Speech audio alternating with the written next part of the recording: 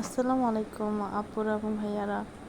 আমি আজকে রান্না করব মুরগির গিলা কলিজা দিয়ে নতুন আলুর মাখা মাখা ঝোল তরকারি। প্রথমেই সব উপকরণগুলো কেটে নিয়েছি, পেঁয়াজ, কাঁচামরিচ এবং গরম মশলা নিয়ে নিয়েছি এবং ফ্রাই প্যানটা চুলায় বসিয়ে দিয়েছি। গরম হয়ে এসেছে, এতে দিয়ে দিলাম পরিমাণ মতো তেল। তেলটা গরম হয়ে এলে এই কড়াইয়ের মধ্যে দিয়ে দেব গরম মশলা, এলাচি, দারচিনি আর লবঙ্গ দিয়ে একটা দিয়ে ভেজে নেব।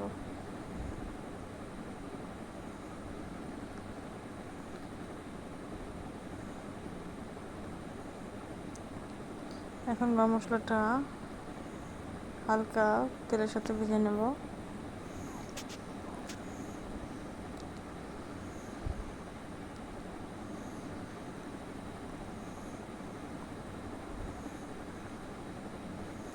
পেঁয়াজ দিয়ে দেব পরিমাণ মতো।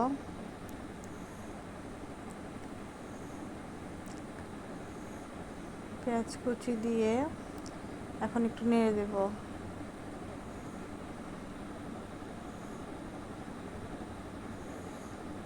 এখন দিয়ে দেব 6-7টা কাঁচামরিচ।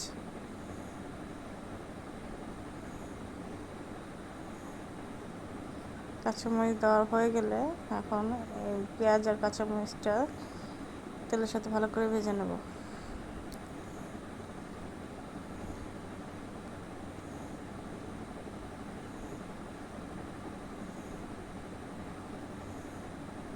পেঁয়াজটা এখন কিছুক্ষণ সময় ধরে ভাজতে হবে, যাতে পেঁয়াজটা বাদামি রং ধরে যায়।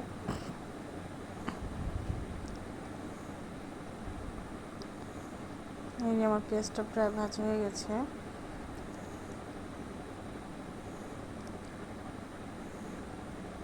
আর কিছুক্ষণ ভাজবো।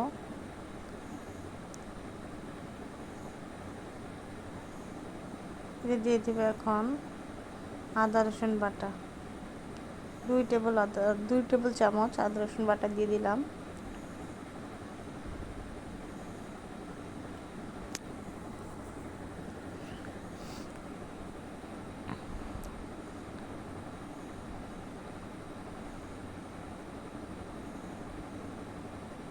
এখন আদাটাকে ভালো করে পেঁয়াজের সাথে, পেঁয়াজ কাঁচামরিচের সাথে ভেজে নেব, যেন আদা রসুনের কাঁচা গন্ধটা চলে যায়।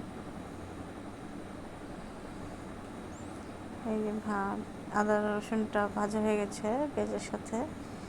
এখন এতে দিয়ে দিব পরিমাণ মতো পানি, সামান্য একটু পানি দিয়ে দিলাম, যেন এখন মশলা দিলে মশলাটা পুড়ে না যায়। এখন দিয়ে দেব 2 টেবিল চামচ মরিচ গুঁড়ো, 1 টেবিল চামচ হলুদ গুঁড়ো, 1/2 চা চামচ জিরা গুঁড়ো, 1/2 চা চামচ ধনিয়া গুঁড়ো। এখন মশলাগুলো ভালো করে কষিয়ে নেব।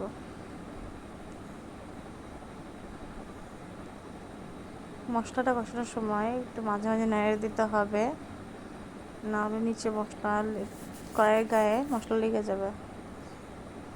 আরেকবার নেড়ে দিলাম, মশলাটা আরেকটু হবে।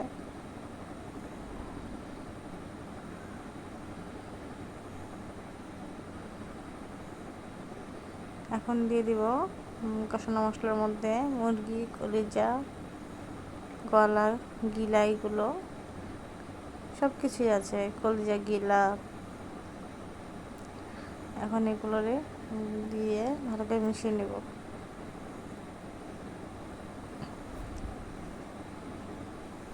এখন কলিজা গিলাগুলো ভালো করে কষিয়ে নেব নেড়ে চেড়ে।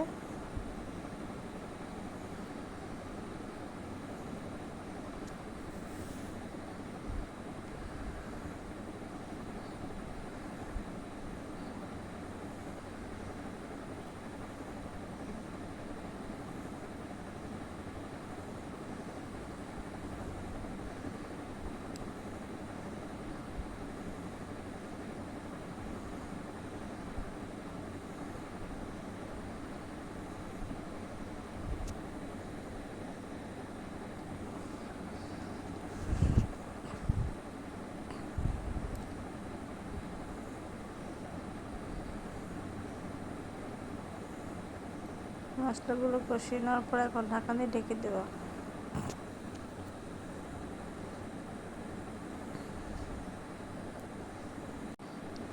কিছুক্ষণ পর আবার উঠিয়ে ঢাকনা উঠিয়ে দেখলাম, এখন মুরগিটা নিয়ে দেবো। মুরগি গিলাগুলো যেগুলো যা নিচে না লেগে যায়, আরও কিছুক্ষণ কষাতে হবে।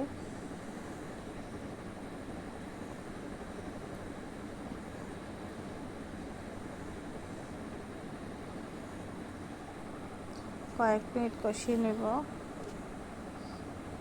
কষানো হয়ে গেলে ঢাকনা দিয়ে ঢেকে দেব। এখন আমার তরকারিটা প্রায় কষানো হয়ে গেছে। এখন এতে দিয়ে দেব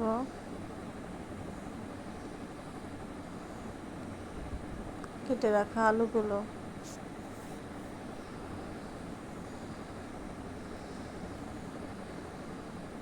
আলু আর মুরগি দিয়ে একসাথে কষিয়ে নেব।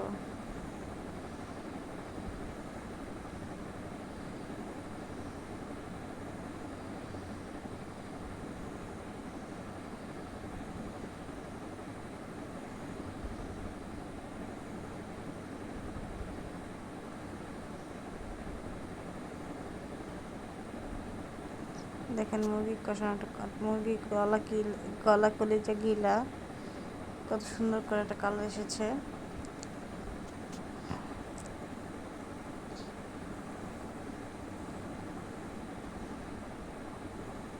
এখন এতে ওই কেটে রাখা আলুগুলো ঢেলে দেব, দিয়ে কিছুক্ষণ কষিয়ে নেব, নেড়ে কষিয়ে নেব।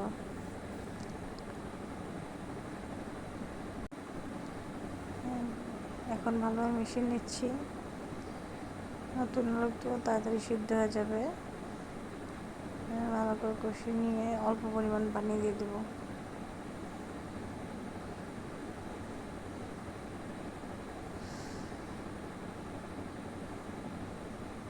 দেখুন এখন মুরগিটার আলুটা একসাথে ভালো করে মিশিয়ে নিচ্ছি, যাতে মশলাগুলো সবগুলোর সাথে লেগে যায়। এখন ঢাকা দিয়ে ঢেকে দেব।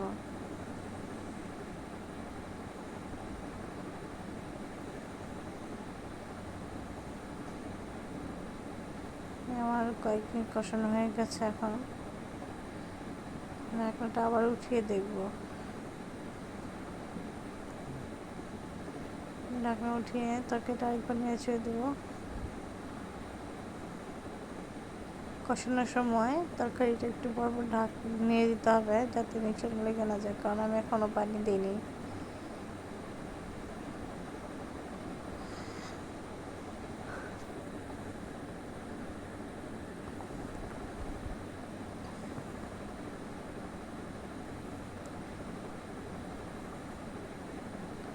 আর কিছুক্ষণ কষিয়ে নেব।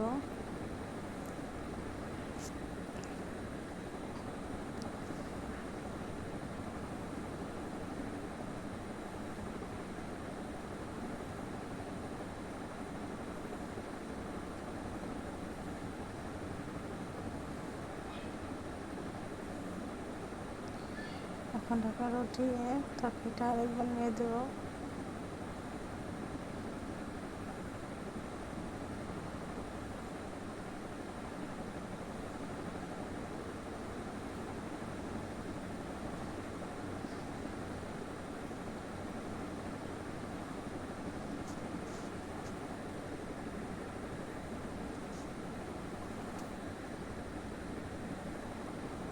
তরকারিটা প্রায় কষানো হয়ে গেছে। এখন এতে পরিমাণ মতো পানি দিয়ে ভালো করে নেড়ে মিশিয়ে নেব।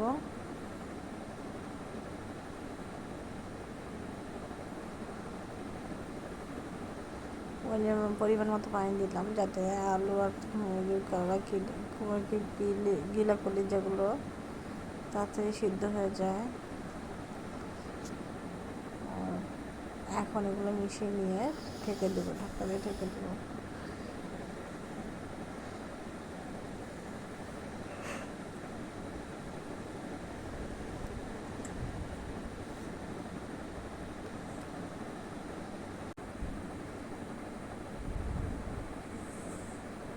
কিছুক্ষণ পর আবার ঢাকনাটা উঠিয়ে তাকে দেখবো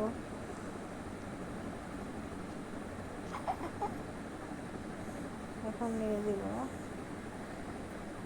তরকারিটার ঝোল বলো কিসে হয়েছে। আর কিছুক্ষণ তরকারিটা রান্না করে নেবো। এখন আবার ঢাকনা দিয়ে রেখে দেবো। ঢাকনাটা কিছুক্ষণ পরে উঠিয়ে দেখবো তরকারিটা প্রায় হয়ে এসেছে, আর একটু ঝোল গাঢ় হবে। এখন দেখবো একটা আলু সিদ্ধ হয়েছে কিনা, এতে করে বুঝে নেবো তরকারিটা সিদ্ধ হয়ে গেছে। এখন শুধু আর ঝোল টানার সময়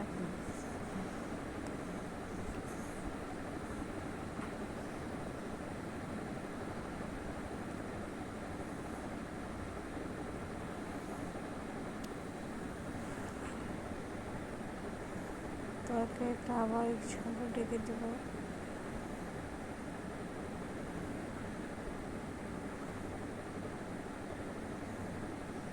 এখন ঝোলটা মাখা হয়ে এসেছে।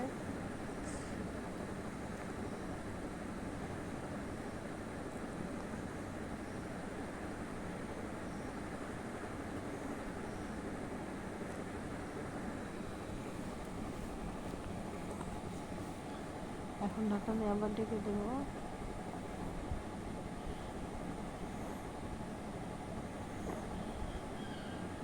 তরকারিটা প্রায় হয়ে গিয়েছে।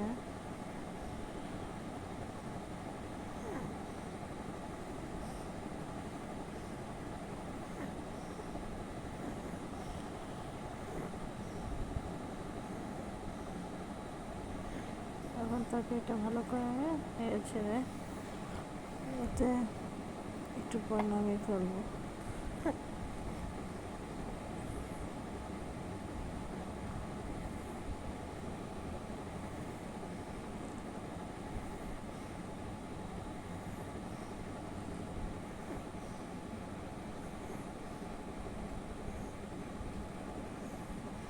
তরকারিটা আমার হয়ে গেছে। এখন তরকারিটা চুলা নিভিয়ে দিয়ে তরকারিটা নামিয়ে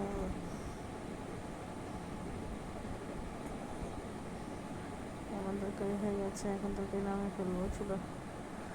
এটাই আমার তরকারির ফাইনাল লুক। যাদের ভিডিওটি ভালো লেগেছে তারা